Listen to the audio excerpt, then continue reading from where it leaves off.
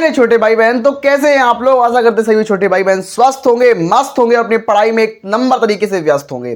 तो आज मैं क्या डिस्कस करने वाला हूं, आज मैं डिस्कस करूंगा आपके इंग्लिश के मोस्ट इंपॉर्टेंट क्वेश्चंस, जिसमें मैं आपको फर्स्ट चैप्टर यानी कि द लास्ट लेसन के कराऊंगा, उसके बाद द लॉस्ट स्प्रिंग के कराऊंगा, उसके बाद डीप वाटर के कराऊंगा। तो तीनों चैप्टर के जो मोस्ट इंपॉर्टेंट क्वेश्चंस हैं, जो आने लायक क्वेश्चंस होते हैं, जो बोर्ड एग्जामिनेशन में आते हैं क्वेश्चंस, वो क्वेश्चन आज की क्लास में मैं डिस्कस करूंगा।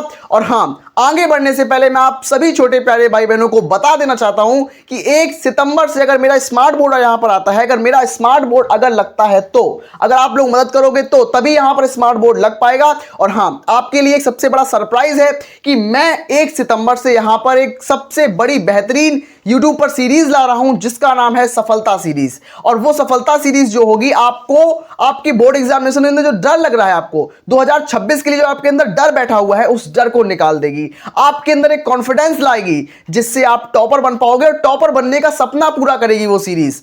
1 सितंबर से सीरीज स्टार्ट होगी और सभी लोगों को आना है। वो वन शॉट की सीरीज होगी, वो वन शॉट में सब कुछ कराया जाएगा उसके अंदर, ठीक है।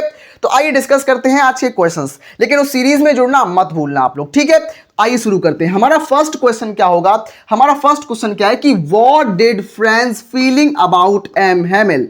तो मतलब क्या है, इस क्वेश्चन का मतलब क्या है। सबसे पहले जब हमें कोई क्वेश्चन मिलता है इंग्लिश के अंदर खासकर, तो हिंदी मीडियम वाले जो हमारे छोटे भाई बहन होते हैं, उनको डर लगने लगता है। तो सबसे पहली बात क्या है कि आपको दो तरीके के क्वेश्चन आएंगे। पहला क्वेश्चन कि एक क्वेश्चन आपको आता होगा और दूसरा क्वेश्चन आपको नहीं आता होगा। तो जब आता है तब क्या करें और जब नहीं आता तब क्या करें, दोनों सिचुएशन में मैं आपको बताऊंगा, क्योंकि जरूरी नहीं है आपको क्वेश्चन आता हो। तो पहली बात, अगर क्वेश्चन नहीं आता तब आपको क्या करना है। तब पहला पॉइंट आपको यह याद रखना है कि आपको क्वेश्चन को कभी पॉइंट वाइज नहीं लिखना।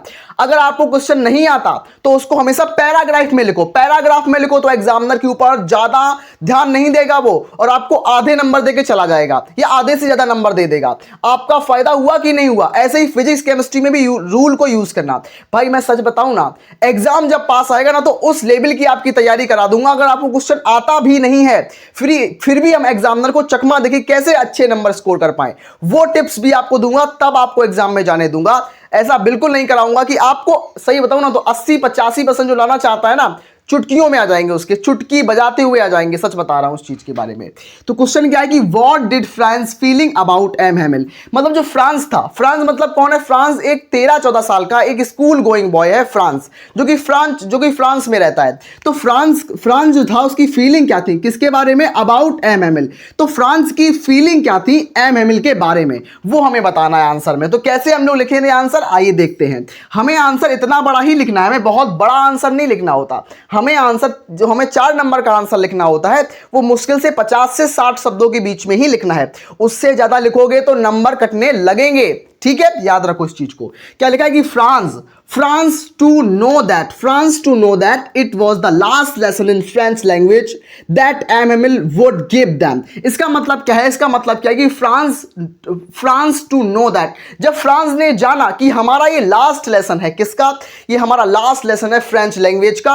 अब यहां पर जो हमारे फ्रांस में अब हमें कोई फ्रेंच लैंग्वेज नहीं सिखाएगा, यहां पर जर्मन लैंग्वेज सिखाई जाएगी। जर्मनी से टीचर आएंगे और वो जर्मन लैंग्वेज को पढ़ाएंगे। और जो हमारे एम हैमिल जो टीचर थे फ्रेंच लैंग्वेज के, 40 सालों से ये फ्रेंच लैंग्वेज पढ़ा रहे थे, अब ये फ्रेंच लैंग्वेज नहीं पढ़ाएंगे और जर्मनी से एक नया टीचर आएगा। कहां पर, अल्सास और लॉरेंस पर। अल्सास लॉरेंस क्या होते हैं, तो अल्सास और लॉरेंस हमारे फ्रांस के 2 जिले हैं। तो वहां पर जर्मनी से टीचर आएंगे और एम हैमिल को यहां से निकाल दिया जाएगा। कहां से, फ्रेंच से निकाल दिया जाएगा और जर्मनी से टीचर आएंगे, ठीक है।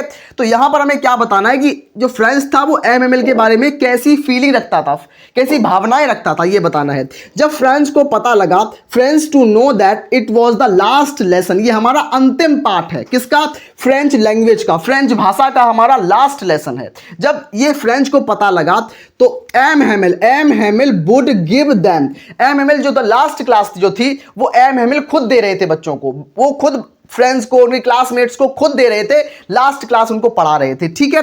फ्रॉम द नेक्स्ट डे मतलब अगले दिन से। अब आज तो उन्होंने क्लास ली, किसने, जो हमारे एम हैमिल ने फ्रेंच लैंग्वेज की क्लास ली। लेकिन अगले दिन से वो क्लास नहीं लेंगे, अगले दिन से जर्मनी से टीचर आएंगे क्लास लेने के लिए और वो जर्मन भाषा सिखाएंगे, ये था। तो क्या लिखा है, फ्रॉम द नेक्स्ट डे, अगले दिन से, they will teach only German, they will teach only German. तो कौन सी लैंग्वेज सिखाई जाएगी, जर्मन लैंग्वेज। और दे मतलब कहां से टीचर आएंगे, जर्मनी से टीचर आएंगे और वो जर्मन भाषा सिखाएंगे, ओनली जर्मन भाषा, ठीक है। ऑल्सो, एंड ऑल्सो, और भी, M Hamel was sincere and strict teacher of French language.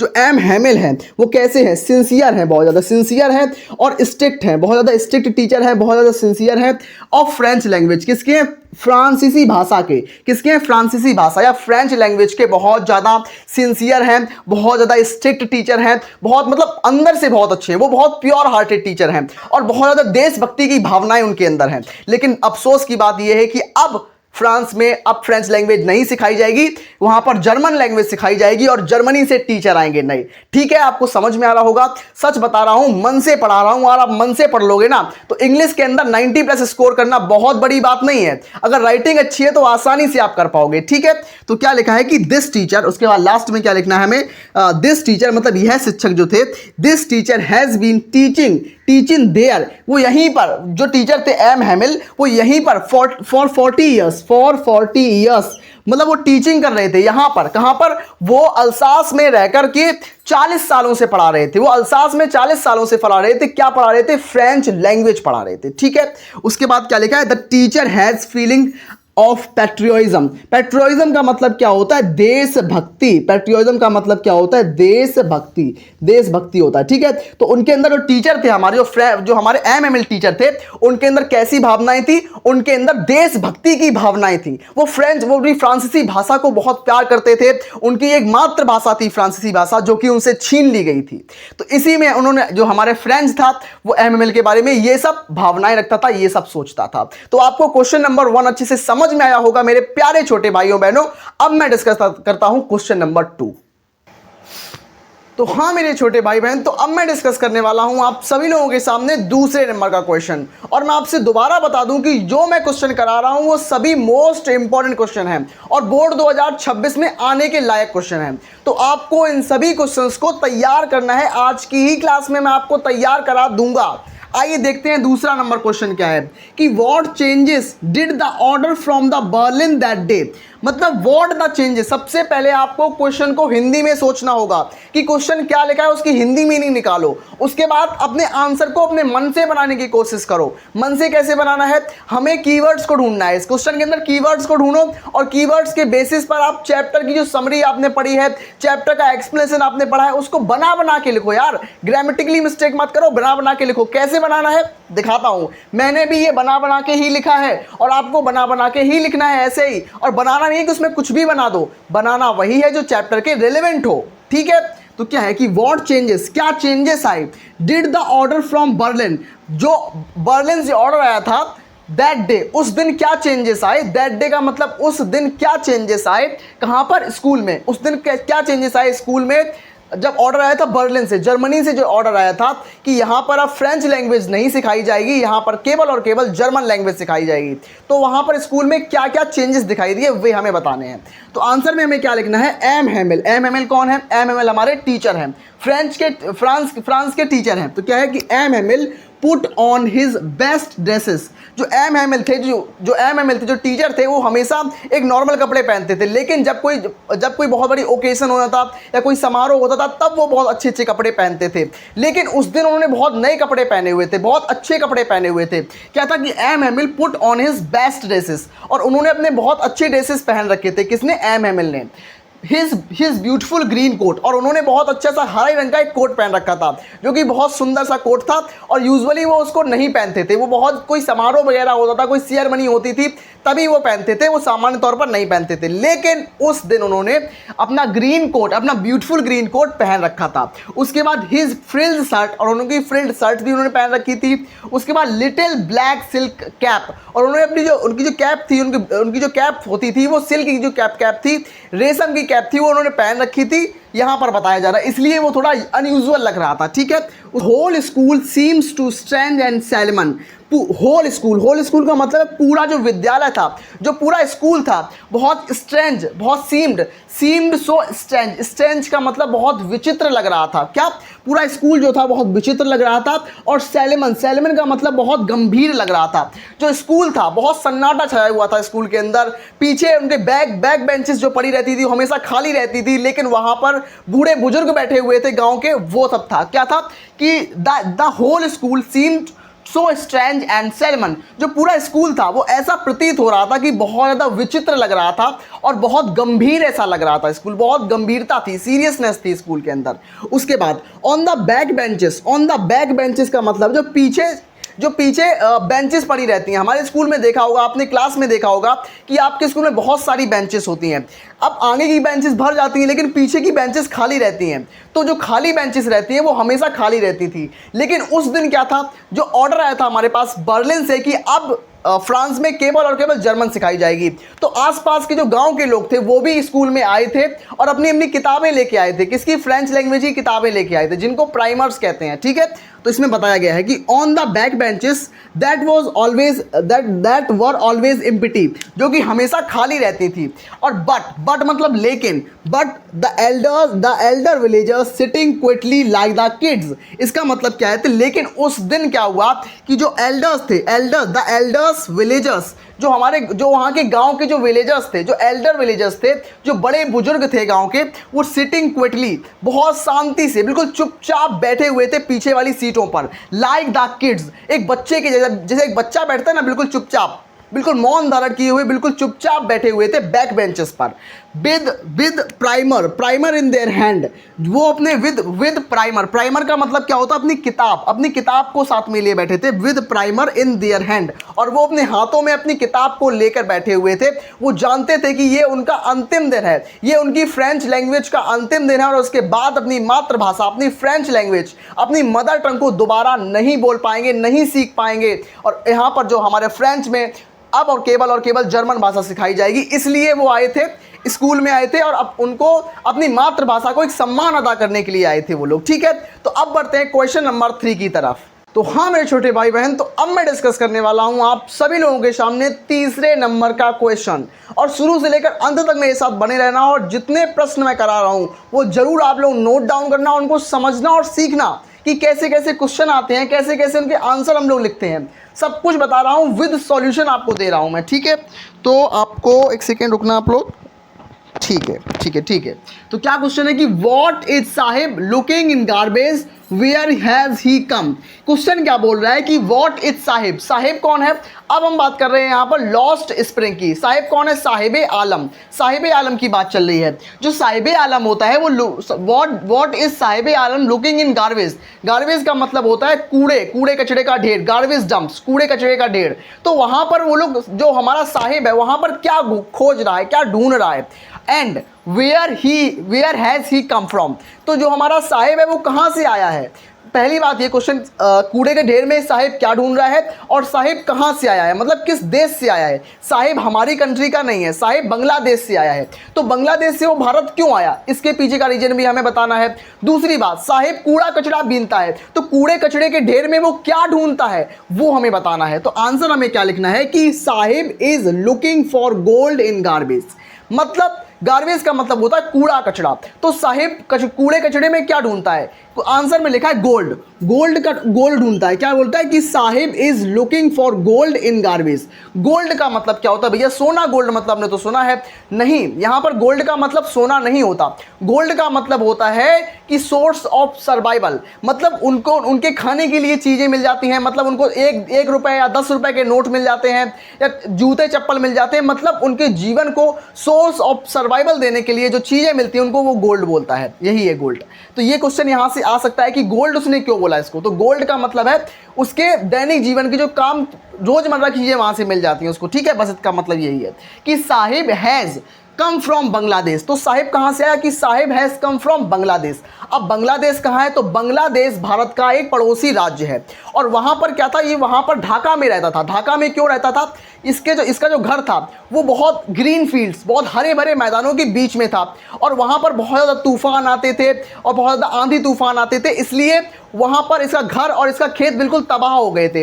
इसलिए ये बहुत अच्छी ज़िंदगी के लिए, मतलब अपने जीवन को बेहतर बनाने के लिए भारत में आता है, और भारत में कहाँ पर, सीमापुरी में आता है, और बेचारा सीमापुरी में आकर वहाँ पर रैग पिकिंग करने लगता है। वहाँ पर कूड़े कचड़े के ढेर, वहाँ पर मतलब भिखारी बन जाता है एक तरीके का, कूड़े कचड़े का ढेर में से ढूंढता है सामान, फिर निकालता है उनमें से, मतलब रैग पिकिंग करने लगता है। तो जीवन उसका और ज़्यादा बदतर हो जाता है यहाँ पर। तो वही हमें इसमें आंसर में लिखना है कि यह लिखना है कि Sahib has come from Bangladesh. जो साहिब है वो कहाँ से आया, साहिब बांग्लादेश से आया है। He came with her mother in 1971। तो क्वेश्चन अगर आपसे आ जाए कि वो कब आया था अपनी मम्मी के साथ, तो वैन अगर क्वेश्चन आए तो आप याद रखना कि he came with his mother in 1971, 1971 में आया था। कब आया था, 1971 में अपनी मम्मी के साथ आया था वो, ठीक है।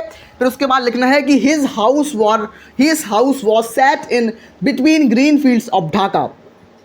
ग्रीन फील्ड्स ऑफ ढाका, उसका जो घर था वो कहाँ पर था, वो कहाँ पर था, ढाका में। अब ढाका क्या है, बांग्लादेश की कैपिटल है, बांग्लादेश की राजधानी ढाका है। जैसे कि हमारे भारत की राजधानी नई दिल्ली है, तो बांग्लादेश की राजधानी ढाका में है। और ढाका में उसका घर कहाँ पर था, घर उसका था green fields of Dhaka. Between मतलब बीच में, बिटवीन का मतलब बीच में, तो कहाँ पर था, हरी भरी जो हमारे खेतों के बीच में उसका घर था। उसने घर क्यों छोड़ दिया, क्योंकि तूफान, आंधी तूफान बहुत आते थे। क्या है कि storm swept away their fields and homes. जो स्टॉर्म्स आते थे, मतलब जो तूफान आते थे, उससे उसका जो घर था, उसके खेत जो थे बिल्कुल डिस्ट्रॉय हो जाते थे, उसका घर और उसके खेत बिल्कुल तबाह हो जाते थे। सो दे लेफ्ट देयर कंट्री, इसलिए उन्होंने अपना देश छोड़ दिया। कौन सा देश छोड़ दिया, बांग्लादेश छोड़ दिया। तो यही हमें आंसर में लिखना था। ऐसे क्वेश्चन बार बार आते हैं, सच बता रहा हूं, सेम क्वेश्चन आते हैं, बिल्कुल क्वेश्चन में एक शब्द भी चेंज नहीं होता है, और सेम क्वेश्चन आपके बोर्ड एग्जाम्स में आते हैं। तो बढ़ते हैं हम अपने चौथे नंबर क्वेश्चन की तरफ। तब तक के लिए मैं एक रिक्वेस्ट करूंगा सभी प्यारे भाई बहनों से, एक लाइक जरूर बनता है मेरे छोटे भाई बहन। तो अब मैं डिस्कस करने वाला हूं आप सभी प्यारे भाई बहनों के साथ चौथे नंबर का क्वेश्चन। आइए क्वेश्चन को डिस्कस करते हैं। क्वेश्चन क्या बोल रहा है, is Saheb happy working at the tea stall. जो साहिब था, जो रैग पिकिंग करता, जो हमारा जो साहिब था, साहिब आलम था, वो कूड़ा कचरा बीनता था। लेकिन जब वो थोड़ा बड़ा हो गया तो वो कूड़ा कचरा बीनना उसने बंद कर दिया, और वो क्या करता था, वो टी स्टॉल, जो चाय की दुकान था, वहां पर काम करने लगा था, ठीक है। लेकिन वही पूछा जा रहा है क्वेश्चन में, क्या साहिब खुश था, क्या साहिब कूड़ा कचरा छोटे पे बीनता था, लेकिन जब वो बड़ा हुआ तो वो चाय की दुकान पर काम करने लगा। तो चाय की दुकान पर काम करते टाइम वो क्या खुश था या नहीं, वही क्वेश्चन पूछा गया है कि is Saheb happy working at the tea stall. तो आंसर है नो, साहिब खुश नहीं था उस टाइम। आंसर है no, Saheb is not happy working at the tea stall. जो साहिब था, जो साहिब आलम था, वो खुश नहीं था at working at the tea stall. वो जो हमारा टी स्टॉल था, वो टी स्टॉल पर काम करने में खुश नहीं था। साहिब खुश नहीं था, उसको रैग पिकिंग करने में ज़्यादा अच्छा लगता था, बजाय वो किसी टी स्टॉल पर रहे, उससे ज़्यादा अच्छा उसको रैग पिकिंग करने में लगता था, ठीक है। He is no longer his own master. मतलब क्या, उसने क्या बोला कि मैं इसका बहुत लंबा मास्टर नहीं हूँ, मैं इसका मास्टर नहीं हूँ। मतलब ये जो मैं शॉप पर काम कर रहा हूँ, मैं इसमें एक नौकर की तरह काम कर रहा हूँ। जो कनस्तर मैं लेके बैठा हूँ, वो कनस्तर मेरा नहीं है, वो कनस्तर यहाँ के शॉपकीपर का जो ऑनर है उसका कनस्तर है। तो इसीलिए बोला he is no longer his own master. ये उसका खुद का नहीं है, ये उसके लंबे समय से उसका खुद का नहीं है, मतलब ये काम कर रहा है सिर्फ और सिर्फ। और उसने जो कनस्तर रखा था अपने ऊपर, वो बोल रहा था ये कनस्तर बहुत ज़्यादा हैवियर है। अगर मैं अपने प्लास्टिक बैग की बात करूँ, वो कूड़ा कचरा बीनता था प्लास्टिक बैग के अंदर, तो उसका जो प्लास्टिक बैग था बहुत उसको हल्का लगता था। लेकिन जो कनस्तर अपने कंधे पर, शोल्डर पर रखे हुए है, वो कनस्तर बहुत ज़्यादा भारी लग रहा है उसको। और ये किससे बोल रहा है, ये सब अपनी बातें बता रहा है एनी जंग को। एनी जंग कौन है, राइटर है हमारी द लॉस्ट स्प्रिंग की। इन सभी चीज़ों को मैं बता रहा हूँ, समराइज करा रहा हूँ, ताकि आप लोग समझ पाओ, सीख पाओ, ठीक है। तो क्या बोला जा रहा है कि he is not know longer is on master the canister, the T canister seems. Canister आप जानते होंगे, आपने दुकान पे कैनिस्टर को देखा हो, कैनिस्टर को ही कैनिस्टर बोलते हैं, ठीक है। Seems heavier than the plastic bags. और इसको जो क्या करता था, उसको कैनिस्टर जो है बहुत हैवी लगता था, उसके प्लास्टिक बैग के मुकाबले, ठीक है। He would carry lightly over his shoulders, मतलब क्या था, उसको जो प्लास्टिक बैग था, प्लास्टिक बैग जिसका था, वो उसको अपने कंधे पर आराम से बिल्कुल कैरी कर सकता था, बिल्कुल लाद सकता था। लेकिन कलस्तर उसको बहुत ज़्यादा भारी लगता था, क्योंकि उसका बहुत ज़्यादा इंटरेस्ट नहीं था उसमें, बात ये थी, ठीक है। उसके बाद द बैग वॉज हिज, लेकिन उसका जो बैग था प्लास्टिक बैग, वो उसका खुद का था, उसका अपना था, इसलिए उसको अच्छा लगता था, हैवी नहीं लगता था। The canister belongs to the man whose shop owner, इसका मतलब क्या है, जो बैग था उसका था, लेकिन जो कनस्तर था वो एक मैन का था। जो कौन था मैन, वो तो शॉप ऑनर, जो शॉप के ऑनर का जो कनस्तर था, इसलिए उसको हैवी लगता था। लेकिन जो बैग था वो उसका खुद का था, इसलिए उसको जो वो बहुत हल्का लगता था। आपको चौथा नंबर क्वेश्चन समझ में आया होगा। मैं मानता हूँ ये क्वेश्चन बहुत ट्रिकी है, लेकिन एग्जाम्स में जरूरी नहीं कि सिंपल क्वेश्चन ही आए, क्वेश्चन ट्रिकी भी कभी कभी आते हैं, इसलिए आप इस क्वेश्चन को भी अच्छे से तैयार कर लोगे। अब बात करता हूँ क्वेश्चन नंबर 5 की तरफ। छोटे भाई बहन, तो अब मैं डिस्कस करने वाला हूं आप लोगों के साथ 5वें नंबर का और 6वें नंबर का क्वेश्चन। तो आप लोगों से मैं रिक्वेस्ट करता हूं कि वीडियो को लाइक कर दो और इन क्वेश्चंस को अच्छे से तैयार कर लो। आइए डिस्कस करते हैं 5वां नंबर क्वेश्चन। क्वेश्चन क्या बोल रहा है कि when did Douglas decide to learn swimming, learn swimming, मतलब when did Douglas decide to learn swimming. Douglas जो थे हमारे, विलियम डगलस, हमारा तीसरे नंबर का चैप्टर है डीप वाटर, वहां से क्वेश्चन आया है कि जो डीप वाटर में विलियम डगलस है, उन्होंने कब डिसाइड किया कि वो स्विमिंग सीखेंगे। तो कब डिसाइड किया, तो क्या लिखना है कि डगलस वॉज 11 ईयर ओल्ड, जब वो 10 से 11 साल के थे। प्रॉपर्ली उनको 11 साल में यहाँ पे कंज्यूम करूंगा कि Douglas was 11 year old when he decided to learn swimming। जब वो 11 साल के थे तब उन्होंने डिसाइड किया कि वो तैरना सीखेंगे, ठीक है। Learn swimming, he could swimming in Yakima river, वो याकिमा रिवर में तैराकी करते थे, लेकिन but Yakima river very dangerous, Yakima river जो थी बहुत ज़्यादा डीप थी और उनको तैरना नहीं आता, तो इसलिए उनकी मम्मी भी बोलती थी कि याकिमा रिवर बहुत ज़्यादा खतरनाक है, डेंजरस है, ठीक है। और मैनी पर्सन्स, बहुत सारे लोग, हैज़ ड्राउन्ड इन इट, और बहुत सारे लोग, इसमें ड्राउन का मतलब होता है डूब गए थे, और बहुत सारे लोग डूब गए थे, इसलिए जो याकिमा रिवर है बहुत डेंजरस थी। तब उनकी मम्मी ने बोला कि बेटा तुम्हें YMCA पूल चूज़ करना चाहिए। तो उन्होंने डिसाइड किया कि वो YMCA पूल, यानी कि यंग मैन क्रिश्चियन एसोसिएशन, इसको बोलेंगे YMCA। तो उन्होंने YMCA पूल चूज़ किया। तो क्या लिखेंगे हम लोग इसमें, so he decided in favour of the YMCA pool, तो इसलिए उन्होंने YMCA पूल को चूज़ किया। YMCA का फुल फॉर्म है, आप लोग याद रखना, यंग मैन क्रिश्चियन एसोसिएशन, याद रखना इस चीज़ को, ठीक है। उसके बाद हमारा 6 नंबर क्वेश्चन क्या है, जिसको आपको मैं होमवर्क में दे रहा हूँ, ये आपका होमवर्क है और आपको इसको तैयार कर लेना है। क्या होमवर्क में क्वेश्चन है कि why was Douglas determined to get the over sphere. जो डगलस थे, विलियम डगलस ने इतनी हिम्मत से, इतनी मेहनत से अपने डर पर कैसे काबू पाया, उन्होंने कैसे डिटरमाइन किया, उस सब के बारे में आपको इसमें बताना है। ये आपका क्वेश्चन नंबर 6 था। तो आशा करते हैं मेरे सभी छोटे प्यारे भाई बहनों को समझ में आए होंगे सारे क्वेश्चंस। मैंने बहुत सुंदर तरीके से, बहुत अच्छी तरीके से समझाने की कोशिश की है। मिलते हैं ऐसी अमेजिंग क्लास में, तब तक के लिए धन्यवाद।